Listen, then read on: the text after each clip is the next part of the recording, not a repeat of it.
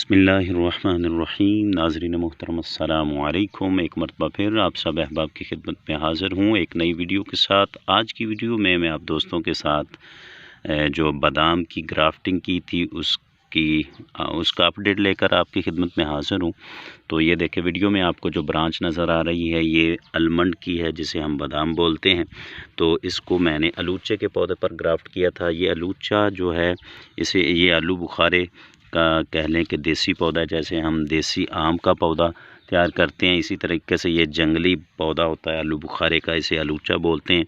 ये आलू बुखारे से थोड़ा सा साइज़ में छोटे, इस पर फ्रूट लगते हैं और बेशुमार फ्रूटिंग होती है। तो ये जो है वो पंजाब में पौधा मौजूद है।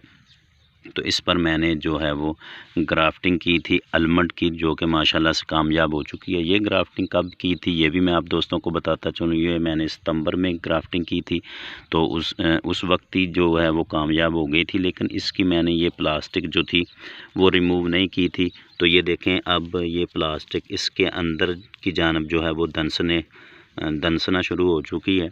अगर इस प्लास्टिक को मैं अब रिमूव नहीं करूँगा तो फिर ये जो है मेरी ब्रांच यहाँ से ड्राई हो जाएगी, क्योंकि ये जो पॉलीथीन है ये इसके अंदर चली जाएगी और यहाँ से ये ब्रांच टूट जाएगी और मेरी ग्राफ्टिंग जो है वो अनसक्सेस हो जाएगी। तो आपने भी जब ग्राफ्टिंग करनी है तो उसके कम से कम 2 या 3 महीने के अंदर अंदर जो आपने ये प्लास्टिक की पट्टी या फिर रस्सी बांधी हो तो उसको रिमूव ज़रूर करना है, वरना आपकी ग्राफ्टिंग जो है वो अनसक्सेस हो सकती है। तो ये जो अलूचा है, ये इस पर एप्रिकॉट भी हम ग्राफ्ट कर सकते हैं, आलमंड भी कर सकते हैं, पीच भी कर सकते हैं। मेरे पास तो बेशुमार पौधे थे, तो मैंने इन पर जो है वो मल्टी ग्राफ्टिंग की हुई है।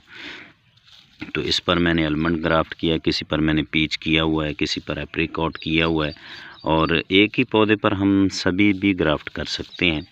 तो अभी तक मैंने जो है वो इस पर चेरी ग्राफ्ट नहीं की, क्योंकि मुझे वो ब्रांच नहीं मिली। तो वो भी मैंने सुना है कि इस पर ग्राफ्ट हो जाती है। तो ये देखें, माशाल्लाह से ये बिल्कुल अच्छे तरीके से जोड़ लग चुका है। मैंने वी ग्राफ्टिंग की थी इस पर, और ये सितंबर में ग्राफ्ट किया था। और इसको हम फरवरी और सितंबर अक्टूबर में ग्राफ्ट करें तो आपको अच्छा रिज़ल्ट मिलता है। अगर आप कारीगर हैं तो फिर आप किसी भी महीने में ग्राफ्ट कर सकते हैं, कोई भी रेनी सीज़न हो या थोड़ा सा ठंडा सीज़न हो। तो ये देखें, माशाल्लाह से अच्छे तरीके से जोड़ लग चुका है। यहाँ पर ये मैंने ग्राफ्ट लगाया हुआ है, ये देखें, वीडियो में शायद आपको नज़र आ रहा हो, मैं बिल्कुल क्लोज़ करके आपको दिखा रहा हूँ। ये देखें माशाल्लाह से। तो इसी तरीके से इसको मैं अब थोड़ा सा ढीला करके किसी पॉलीथीन से अभी थोड़ा सा बांध दूंगा, ताकि जो अगर हवा तेज़ चले तो ये जो है वो ब्रांच टूटे ना। क्योंकि इसके ऊपर ये देखें वज़न काफ़ी हो चुका है, ये कितनी बड़ी ब्रांच हो चुकी है, तकरीबन 2 फुट के करीब इस ब्रांच के लीफ हो चुके हैं, ये देखें।